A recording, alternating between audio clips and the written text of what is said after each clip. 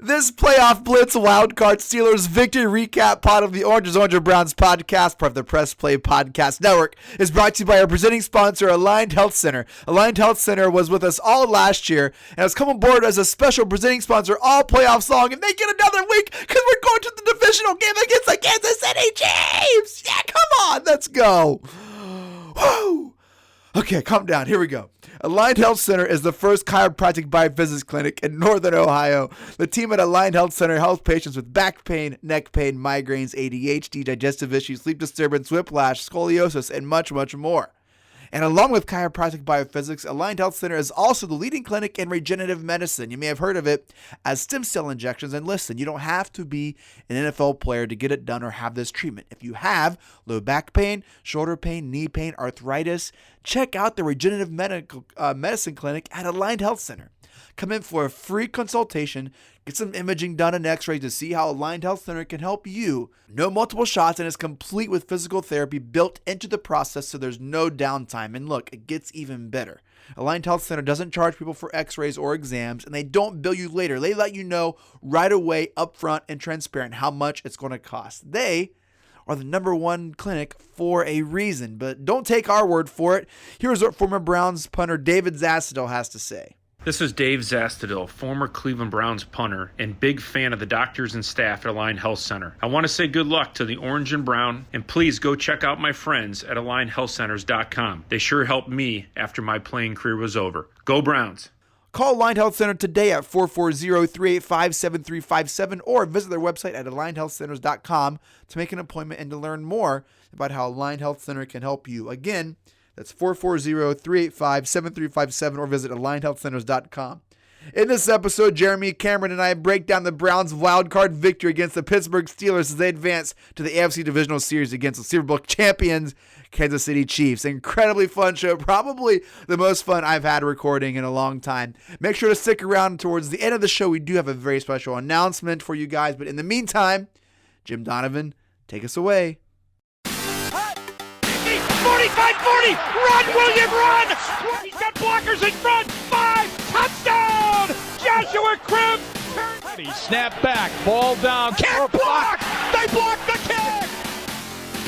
This is the Orange Browns podcast from the Press Play Podcast Network. I'm your host, Chase Smith, and with me, as always, Browns insider, Jeremy Paul.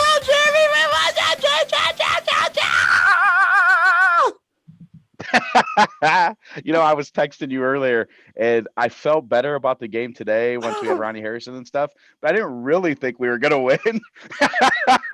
And we freaking won. I mean, we won an unbelievable. Oh my gosh. I'll be honest, dude. I'm still a little bit in shock. I watched it happen.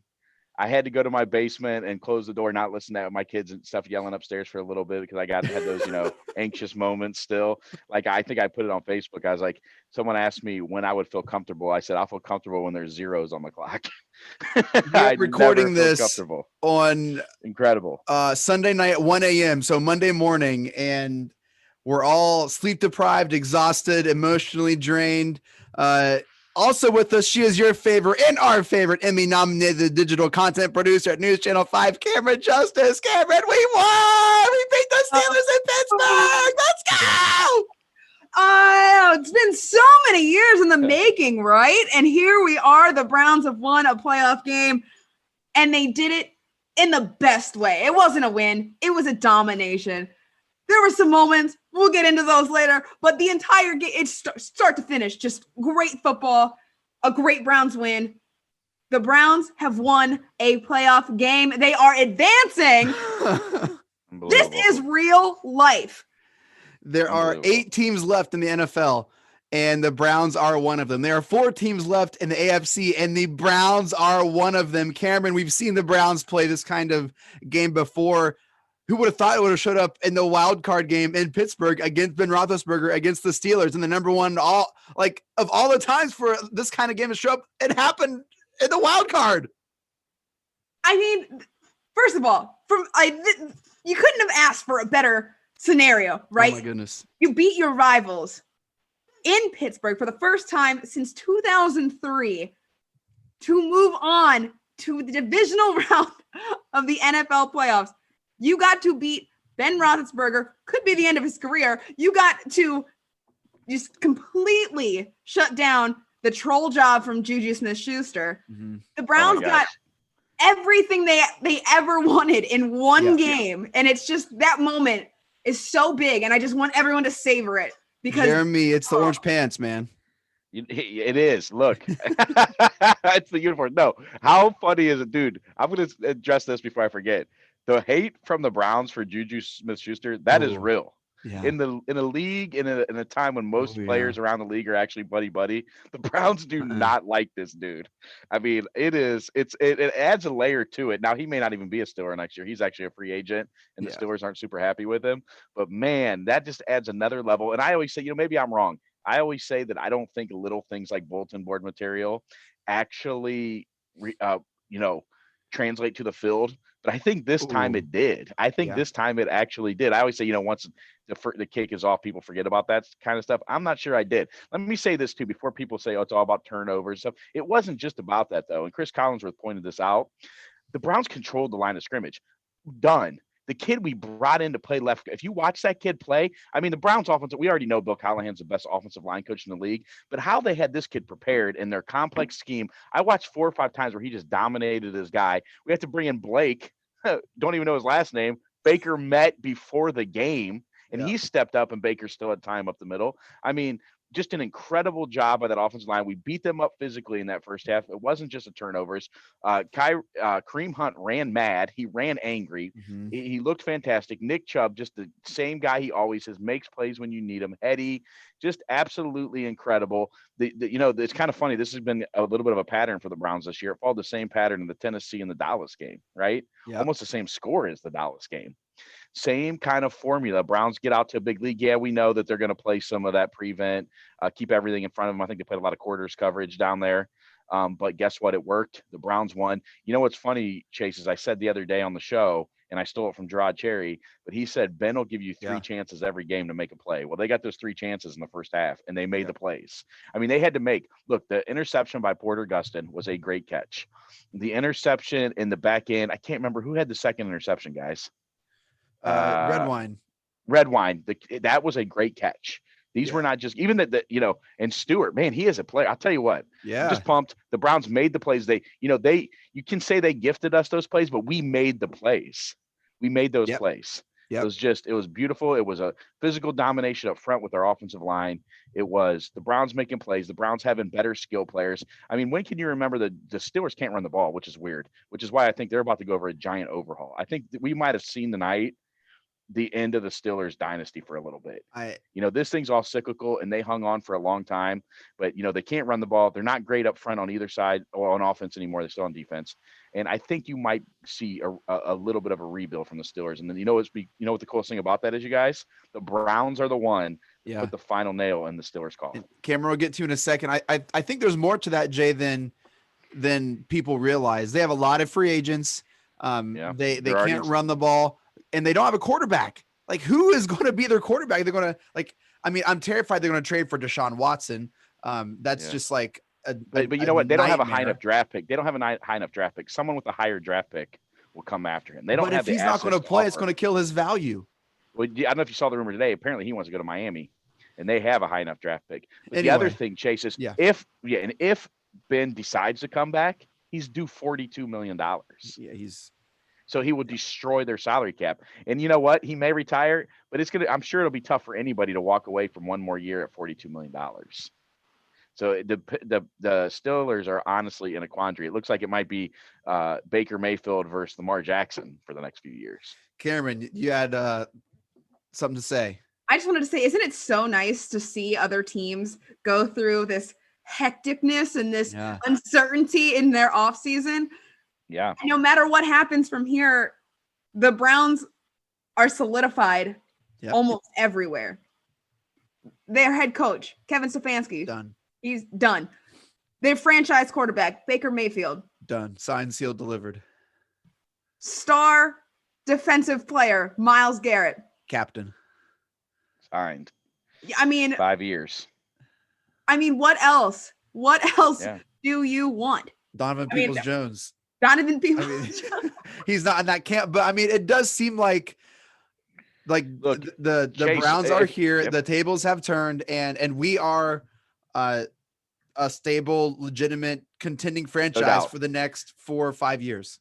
Look at it's unbelievable almost, Chase, almost overnight, and we have to give tons of praise. We have to give praise to Jimmy Haslam, right? We have to give Haslam some praise, being willing to eat all that money and blow it up again. They finally got the right structure in place. If you think about it, we're going to have like another draft next year before the draft, just in getting Grant Delpit, Greedy Williams, those guys back. Yeah. Then we'll have a draft. We'll have a little bit of money to play with, but I'm sure they'll use most of the free agent money for the Denzel Wards and re-signing guys to longer term contracts. But dude, the roster looks great. We have young guys coming back next year. We'll still have a fair amount of draft picks coming in next year, and maybe we will be selective and bring in a guy or two here or there in free agency. But you're right. I mean, we can honestly say now. I know you do. We can honestly say now that for the next 5 years, it looks like the Cleveland Browns are one of the teams to beat in the NFL. It's incredible. It's incredible how much difference, a year makes, but here we are. I'll go as far as to say this. It's a quarterback driven league. And I think that's the most important position more than a coach. We're seeing that in New England and Tampa Bay. And as long as we have Baker and as long as we have Myles Garrett and as long as we have Stefanski, we are going to contend every single week. And as long as they're on the squad, that is our future. I want to talk about this game tonight because it was absolutely remarkable. Chase? Guess what, Chase? One more thing.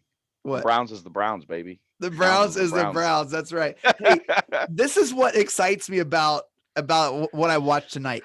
The Browns played inspired. Inspired football. You have a coach who couldn't be there. You have a team who was counted out. You have players who took like jabs at the team personally, and they came out and they kicked ass. They played inspired, and that's terrifying. You don't think they're going to play inspired next week with Batonio back and Ward back and Stefanski on the sideline? They're going to play just as inspired as they did this week. Are you kidding me? This is I would not want to play the Browns. People are saying, oh, the Bills are the hottest team in football. Oh, the Ravens, they're playing so well. I don't want to play the Cleveland Browns. And that's not being subjective. That's being just knowing how sports and teams work. You have a team that believes in people. You have a team that believes in each other, that has gone through the adversity with a capital A. I don't want to play the Cleveland Browns. And that gets me pumped because I love the Browns and they're in the playoffs. And I can't believe this. I'm going to go take a cold shower. I don't even know what. You know what's even better, you guys?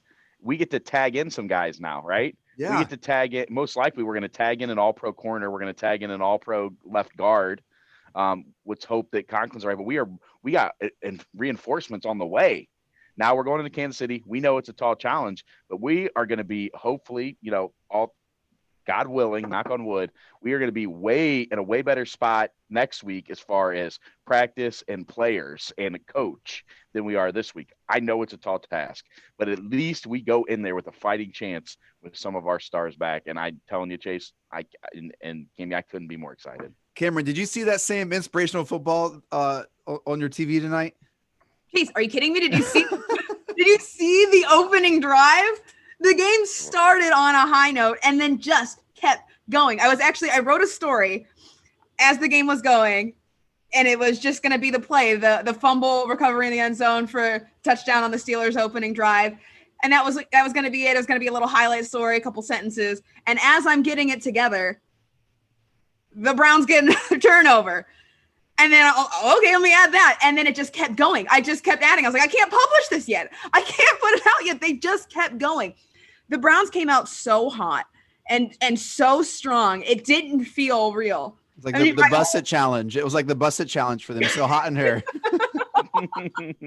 The whole timeline, all social media platforms just going nuts. I mean, is this happening? Is this real? Because it's so unbelievable, that kind of start. And I mean, it's a testament to not only, I said it on my Twitter, it's a testament to not only how much the Browns wanted this and how much they want this moving forward, but how much Stefanski prepared them for this moment. Because despite him not being there, they were ready. They were there. They came to play. That's inspirational football. Like you said, I mean, they played their hearts out for Joel Batonio to get him a chance to play in the playoffs after all these years. They played for Kevin Stefanski to get him to coach in a playoff game. It was incredible. It was exactly what you wanted out of this football team, but I don't think anyone could have imagined it looked so good. Jeremy, does this game merit a nickname? Ooh. Well, I mean, I'll stay away from that one. You know what's funny? And hearing Cammy talk, you know how good we feel right now, right? Think about how good we all feel and how good Twitter feels. Imagine how good Joel Petonio feels right now. Yeah. Imagine how good Kevin Stefanski feels right now. Imagine how good Denzel Ward feels right now. These guys said they were playing for those guys. A lot of guys came out and said that this week, you know? And their guys went out, and now Joel gets to play, most likely gets to play his first playoff game next week. We know Coach Stefanski does. He said he cleared with everybody today with national media that he's asymptomatic and ready to go, you know, if we win. But all these guys now are going to get their shot at Denzel's first playoff game, Joel's first playoff game, because these guys went out and were soldiers and warriors, and they went into Pittsburgh when nobody gave them a chance to win except us, guys. And I'll admit, even I was a little bit, I felt better, but even I was like, man, let's let's go in low here just in case. And now, now look, I'll tell you what, I went in low. We got up 28-0, and then I was chewing my sweatshirt to bits. I literally chewed my sweatshirt to bits, and I wore and wasn't I a wore house a of hole hoodies, in was the it? carpet. No, I wore a hole in the carpet going back and forth up the stairs. My wife would come downstairs. It's funny because she's an early to bed person because she gets up super early for work. But she'd come downstairs. Are you all right now? Can I watch some of it with you? I'm like, yeah, we're good now. Then the Browns would give up a score, and I'm like, all right, back upstairs. Yep. I go back downstairs into the basement. And then we did get to watch. I'll say this: as a family, everybody came down. Wife, Hunter, Kelly, we all watched the last series when the Browns recovered the onside kick and kneed down, and it was an awesome experience, and it'll be tough to get Hunter up tomorrow morning and go to school, but you know what? This is like, look, the last time this happened was 1995. So it's one of those things where it's worth it. My daughter and wife watched the first quarter with me, which we were all just yelling and screaming and running around our couch, just going nuts. I was like, I got into this thing where I would just like pound my chest, like, oh, we got to get it. I was just pumped, and I like headbutted a wall. I was just like, I don't want to say what else I was doing because some of it wasn't really super appropriate, but I was super stoked. Camryn, what did you find yourself doing during the game? So you can't see on the podcast, but you guys can see my lips are very chapped right now because I'm just biting and chewing and like, oh man. But I'm here. See my hoodie? Oh, it is. I chewed it up. I chewed the strings to smithereens. The nerves are real, man. So that was me the entire game. I was here alone in my apartment alone. The boyfriend left, watched it elsewhere. I was like just texting him the whole time. I was like, I need to tell you what's going on. Like, I know you know what's going on. Like, talk to me here. This is crazy. But it was definitely a weird vibe being in an empty house, but it was also almost like relaxed. I felt like what Kevin Stefanski had to feel like, alone, focused. Oh my gosh, I didn't want to think about that. Yeah. I every time a certain coach was on TV, I found myself doing hand gestures to him that I just like looking back, not my proudest moment. So Camryn, we talked about maybe does this game merit a name? It might just be Browns is the Browns. Like, I know that's not like and no, like common with the drive, the fumble, like the decision, the like comeback or whatever, the block. So it's not like in like the Cleveland narrative of but I don't know what else would fit like with unless you have one. Call it like the juju. Could. I like the Browns as the Browns though. The Browns I guess the Browns. I think that's Browns. Well, with the Corvette, what's Juju's dance? Corvette ran out of gas. I don't know. All right, so let's talk about this because like there was a moment in the game where I was super nervous, where I was getting sick, where I was doing a lot of math in my head, and I was just like not going to a really good place. But then Mike Tomlin decided to punt. Fourth quarter on like almost midfield, 4th and 1. The Steelers were getting 12-yard chunks every play, and he punted. Now, granted, we had just had 2 or 3 series of straight 3-and-outs that took like a minute off the clock.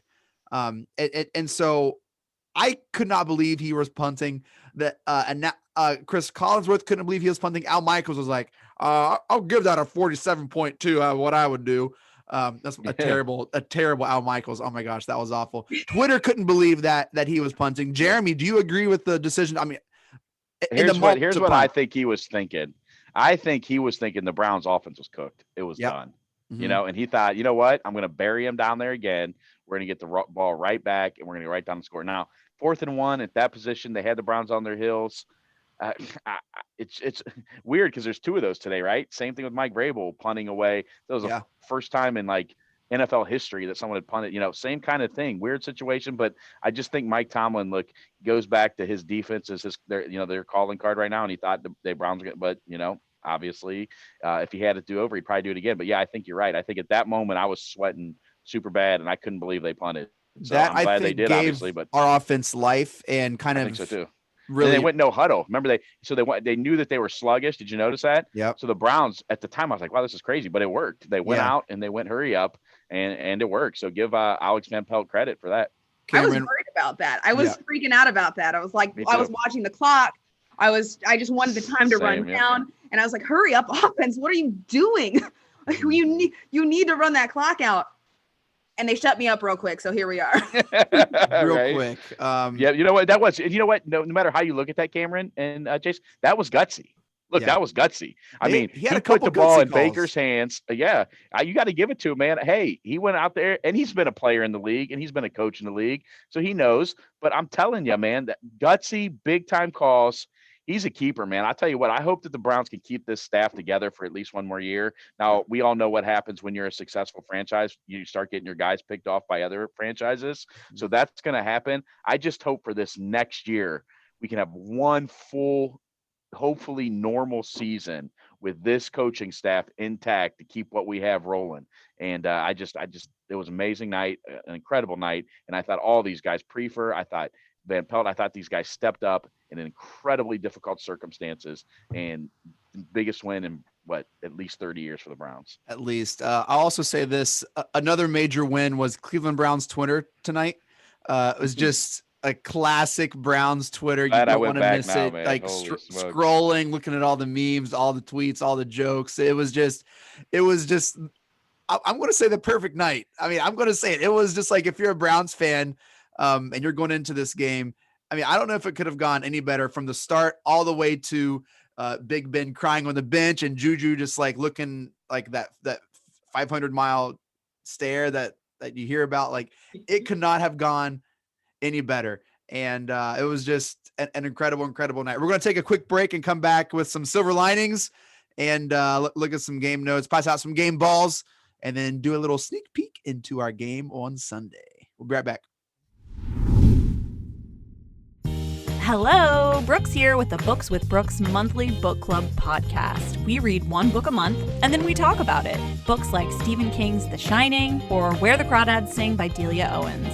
If you're on the hunt for book recommendations and enjoy sparkling conversation, come read along with us, and then listen in.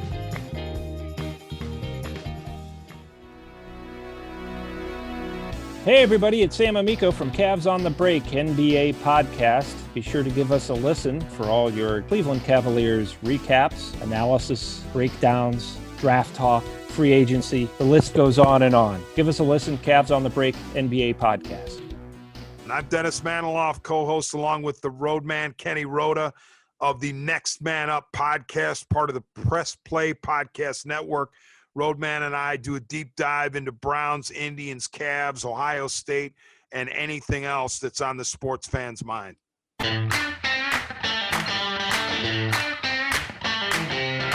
Hey, what's going on, everyone? This is Aaron Scheip, co-host of the Tim and Scheip Show. We're part of the Press Play Podcast Network, and we love talking college football. We talk everything from Florida Gators to the Ohio State Buckeyes. If you like college football, check us out. Thanks. Hey, it's JD from the Hyman Podcast. Using a narrative storytelling approach, the Hyman Podcast was created to start conversations that need to be human. Week by week, I'll break down walls and barriers and make people wildly uncomfortable, all the while giving a voice to the voiceless and the marginalized. Consider this your personal invitation to be part of that conversation. All right, we're back. The Browns defeat the Pittsburgh Steelers 48-37 in Pittsburgh, right outside The River at Heinz Field. The Browns have a road win in Pittsburgh for the first time since week 5 of 2003. Baker was 8 years old.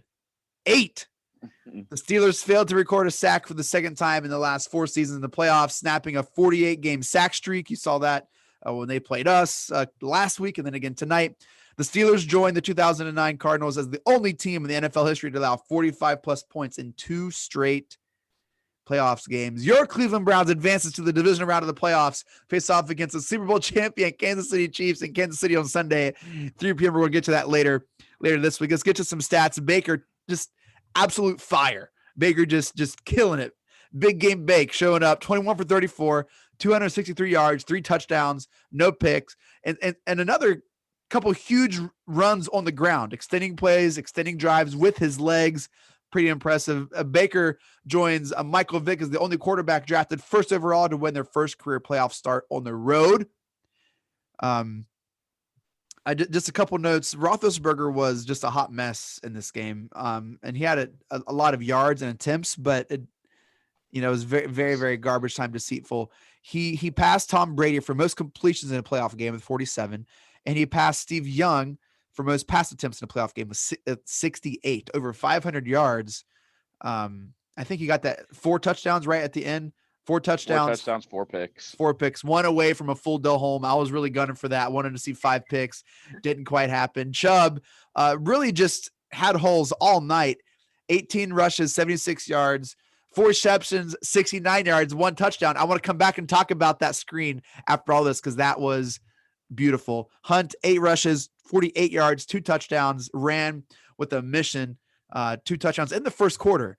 Was instrumental in that huge lead. Landry, 8 targets, 5 receptions, 92 yards, 1 touchdown in the first quarter. Landry, still a heart and soul of this team, and gotta love my guy Jarvis, man. Gotta love Juice, who had some pretty choice words for Juju in the locker room. If it's very not safe for work, Yes. So don't check that out when the youngins are around.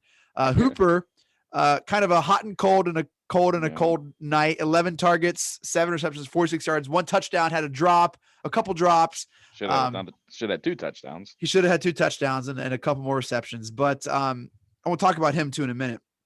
The Browns D were the story. 4 interceptions, 1 fumble recovery for a touchdown, the very first play of the game, which just had me and my wife going like, what is going on? This never happens. This usually happens to us. What? And then we were off. MJ Stewart, 9 tackles, 1 for a loss, 1 pick. Taki, 2 tackles, 1 for assist, 1 interception. Redwine and Gustin, another interception each. Gustin with he tipped it himself and then picked it off. Very, very beautiful athletic play, man. Very, very impressive. Cody Parkey, 6 for 6 extra points, 2 between the field goals. That'll build some playoff confidence. Yeah. Camryn, what's a silver lining from this game? Oh my goodness. A lot, but I'm gonna go with the fact that Blake Hance was able to step up and be that next man up. So the next man up mentality, again, it's been a silver lining all season. You've seen it in different games, but this one, that was unreal. You have Michael Dunn filling in for Joel Bitonio, which is already a daunting task, right? He goes out in the game and you have another guy who nobody knew step in and make it happen and make it work for the Browns and keep them in the game. So I think the silver lining is just how far that next man up mentality stretches. It's not just to the guys in the team and the guys that are the next man up, but it goes down and into the practice squad and into the guys that you've never heard of. They all know that their time might come and they might be called upon to, step in and fill that role. And they answer almost every time. So my silver lining is they all have this passion. Every single person in that Browns organization right now has the passion that it takes to get this far and to win games and to win playoff games. Love it. Love it. Jeremy, what's the silver lining you got, brother? I think the biggest silver lining coming out of this game is that we're going to get all these guys back, right? We were able to win a game. Like Camryn said, it's just a sign of incredibly good coaching to be able to have guys ready to come in. And like we've talked about a bunch of times, we run a complex blocking system. The zone system that we run is complex. And for guys, I was just blown away by Dunn stepping in there. They kept showing him just in the right place, blocking the right people, manhandling really good players like Cameron Hayward. And then you got like I said, Blake, what's his last name, Cameron? I can't even remember now. Blake Yeah, can't. Baker literally said he was introduced to him in the locker room before the game.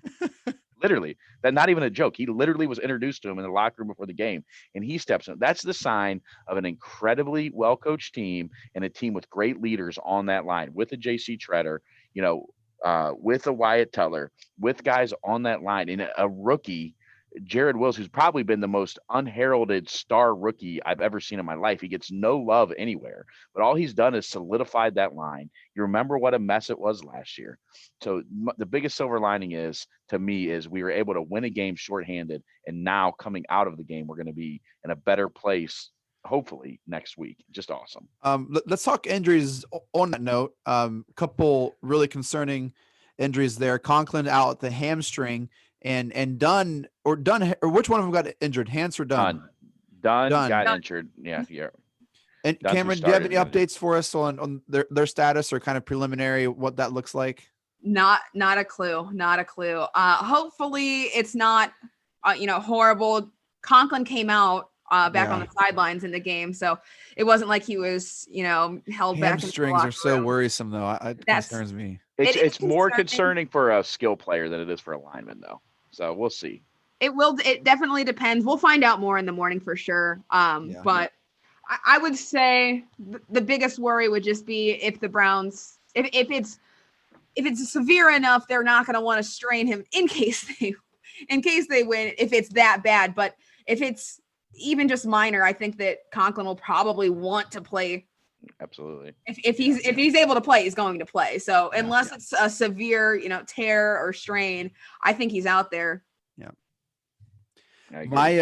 My silver lining is that this was evidence of synergy in the front office, of everyone being on the same page, of everyone being aligned, having the head coach and 4 other positional coaches not available, no practice. They were still able to go out and execute a game plan pretty much to perfection, and even able to adjust on the fly. They set up that screen to Chubb all game long. They never ran it. They set it up, bootleg, draw plays. And then they, at the exact moment they needed to, they executed to perfection. And that just, we've heard all season long that, everyone's on the same page. We finally have front office synergy. And I think this was a great way for the fans to understand what the effects of that looks like and what that could do to a team, and how this wasn't possible if that wasn't true. And so, not that we needed proof that there was synergy and that everyone was on the same page and on the same playbook, but this, I think, above everything else, just goes to show that they really are, going in the same direction at the same time with the same mission and the same vision. And that screen was just beautiful, Camryn. It was just amazing. As soon as it happened, it's like, everyone was like, there it is. Nick Chubb on a screen. Beautiful. Chef's kiss. Just perfect. It was executed perfectly. Everything about it was just, that was the moment. It was like, all right, here we go. Yeah. And you know what we talked about? They didn't run a single screen last week either. Nope. Or bootleg. In that game. Yeah. So they were holding that back, and perfect or time. Chubb, hardly.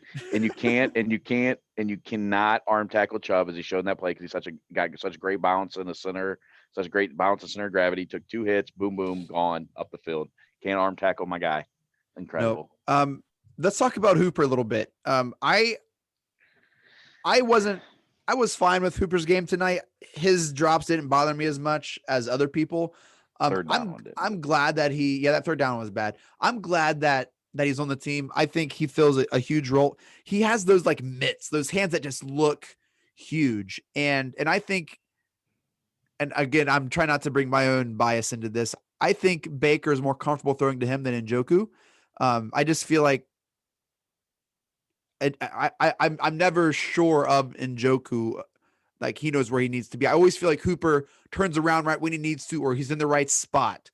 And that just makes me feel just a little bit better about Hooper than Njoku. Jeremy, what are your thoughts on Hooper? It's tough because I do like him, and he does seem like he I think he's one of those guys that always gets open because he's a good route runner and he knows all the tricks. But yeah, it's a little concerning that he drops big passes. I mean, that third down pass, that was big. That could have sealed it even earlier if he catches that pass across the middle of the touchdown. But I mean, it's one of those things where he does a lot of good as well. And obviously the team likes him better than they like Njoku at certain things. So, I'm not worried about him just yet. We'll see where it goes from here. But yeah, I mean, it's a tad bothersome. Camryn, Hooper has to be in the game plan for the Browns to be successful. 11 targets tonight. How do you feel about Hooper? I tweeted during the game, Austin Hooper giveth, Austin Hooper taketh away. There you go. Good one. There is that, that concern. I see why Browns fans are, a little underwhelmed or disappointed by him, because there are moments where, you want that from him, and he has those unfortunate drops, and sometimes they're big time drops and big moments. But I think what Austin Hooper provides to the team is more beneficial than those drops hurt the team. And so I'm here for Austin Hooper. I think he was a good get. I think that he obviously has room to grow. But I think he's done well for the Browns. There has obviously been some big moments where you're wanting Hooper to show up a little bit more. But I mean, overall, I think the Browns, like Jeremy said, the Browns are happy with Hooper and the role that he provides. It's just, getting that to be a little stronger and a little bit more frequent and cutting down on those drops, because it's the drops that everyone is hung up on it and hurt over. So, and it's not just Hooper that has been suffering from drops this season. There's other players that have been going through it too. Higgins makes some drops, had a couple tonight.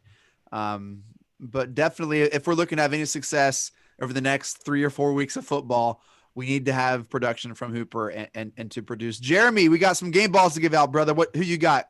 You go first. Man, I'm going to give mine. I'm going to go off the board here a little bit. I'm going to give mine to AVP. I'm going to give mine to Alex Van Pelt.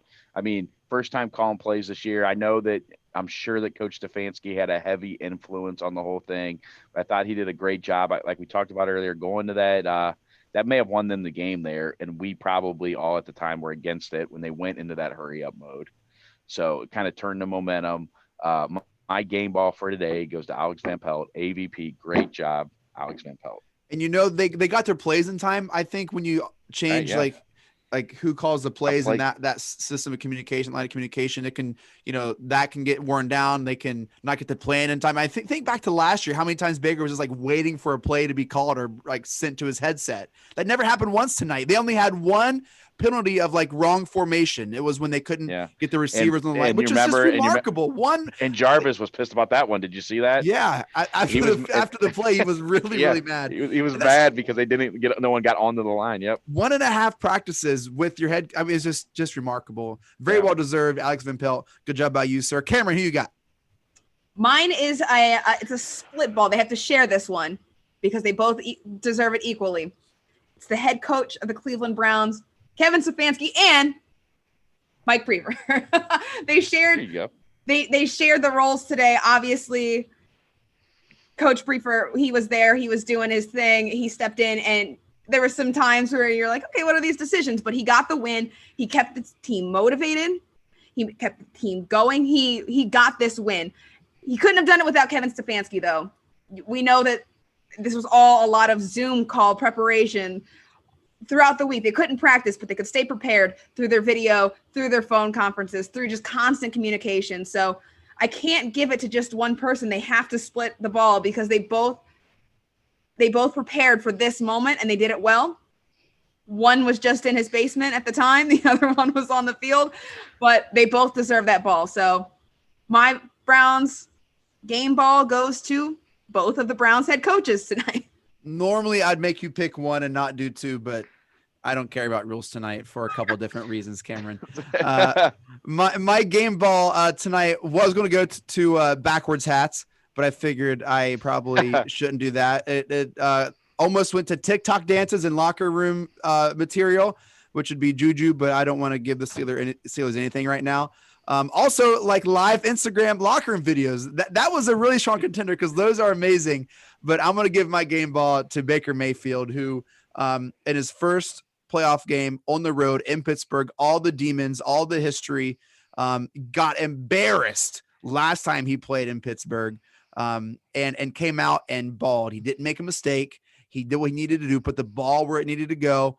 And guys, I mean, he's quarterbacking. He's one of the last 8 quarterbacks remaining. And you look at the list of quarterbacks: Aaron Rodgers, Drew Brees, Tom Brady, Patrick Mahomes, and then you have these 3 quarterbacks in the same class, right? Josh Allen, Lamar Jackson, Baker Mayfield, and who's the other quarterback in the I'm missing a quarterback. Brees. Oh, the Rams, because we don't know who the quarterback is yet. Oh, yeah. Goff or Warford. Yeah. But all of a sudden, like, that's elite company. Yeah. All right. All of them. Breeze, did he Super Bowl champion? I can't remember if he's won an MVP. Brady MVP, Rodgers MVP, Mahomes MVP, Lamar Jackson MVP, maybe Josh Allen or Aaron Rodgers MVP this year. Guys, like, this is no joke. Like, Baker is one of the top quarterbacks in the league. He is the face of Progressive with some awesome commercials, and he's there. He's going to be on promos. The Browns are going to be on prime time. Like this has ripple effects. We're going to get free agents. Guys, this is all because of Baker. It's a quarterback-driven league, and we have one of the best quarterbacks at the most important position. So Baker Mayfield, give credit where credit's due. You don't make mistakes, thankfully. That fear I have of every time he drops back, he's gonna make a mistake. Like, that is so small right now. And that was earned. And it's just game ball, Baker Mayfield. You beat the Steelers. You made him cry. I don't know what else someone else needs to do to give him a game ball. Game ball to Baker Mayfield. You guys, any thoughts on Baker before we wrap it up? No, it's pretty incredible, Chase. You know, we scored 6 touchdowns and we put 48 points on the Steelers on the road in the playoffs. We set multiple, I think it was the first time in NFL history a team had scored, was it 28 point? Yeah, there's just a slew of NFL records tonight. The Browns, who have been great historically, not recently, this was our first road playoff game since 1966. I mean, our first win in Pittsburgh since 2003. You know, we got a lot of turnovers, and one of them went for a score. But guess what? We still had to get the ball in the end zone on those other turnovers, right? What's the hardest, 20 yards in football is the red zone. And making precise passes, and he should have had a 4th touchdown pass if Hooper didn't drop the 1. Although just precise, beautiful play, and that's Baker Mayfield. That's your quarterback in his first game, stepping up, being a leader, and just it took a special guy, like we said, to come in here and change this thing. And it looks like Baker was the perfect guy for that job, and he just keeps crushing, curses. That drive at the end of the second quarter was massive, and he extended that with his legs, and that's seemed like kind of a new thing that he's been picking his spots, which has been great.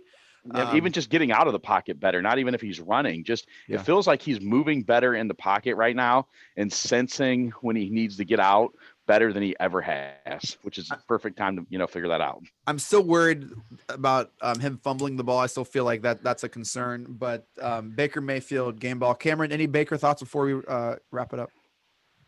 That's franchise quarterback right there. That's right. Better believe it. Finally.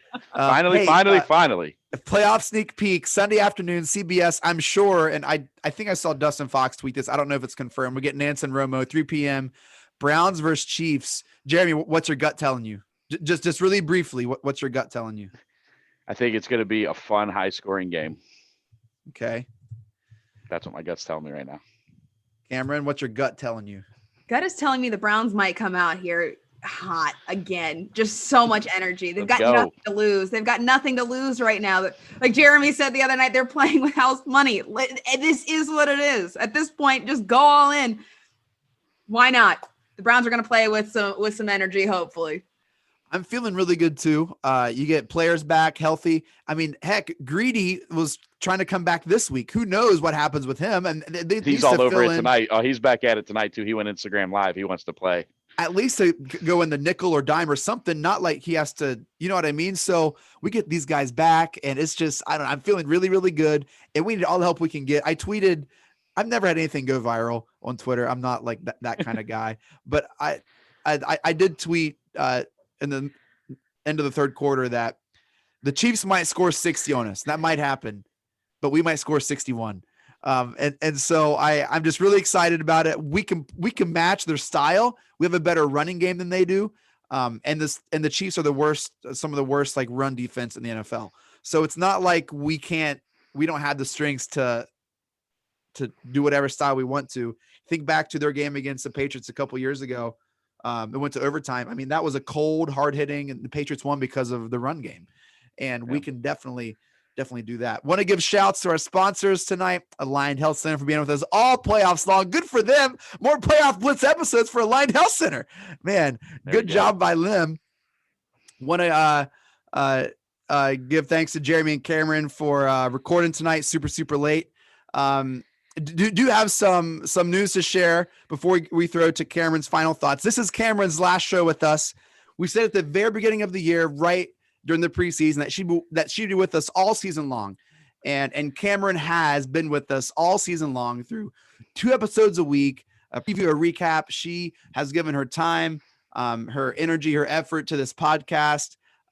Even this few extra episodes we got here in this postseason, Camryn, I just wanted to say from all of us here at Orange is Oranger and the Press Play Podcast, thank you so much for making this podcast better and the many hours you put into the show. You will be missed, but we're grateful to have you this season. Thank you for joining us, Camryn. It's been a blast, and I want to thank you guys for having me on this season, having me a part of this amazing season for the Browns, and for everybody who's listened. It's been a great time. It's been a great season. You couldn't ask for more. So what a ride. What a ride already. Great. Jeremy, any final thoughts, brother? And let me say this, Camryn. I'm looking forward to watching your career because you are a talented person. I know we're going to be hearing about you for years to come. And hopefully down the road, at least once in a while, you can shoot back on with us and talk Browns because you are talented and extraordinary at what you do. And I am excited to see what you do in the future. You guys are the greatest. You guys are for sure. Well, hey, we'll come at you this week with some more Playoff Blitz episodes. I know I've gotten a lot of great feedback. You guys are enjoying the bonus content. We're going to have some fun. We got some extra special guests coming this week as well. So stick with us. We'll do our best to get you some stuff, and we'll see what happens on Sunday. Here we go, Brownies. Here we go. Let's get it.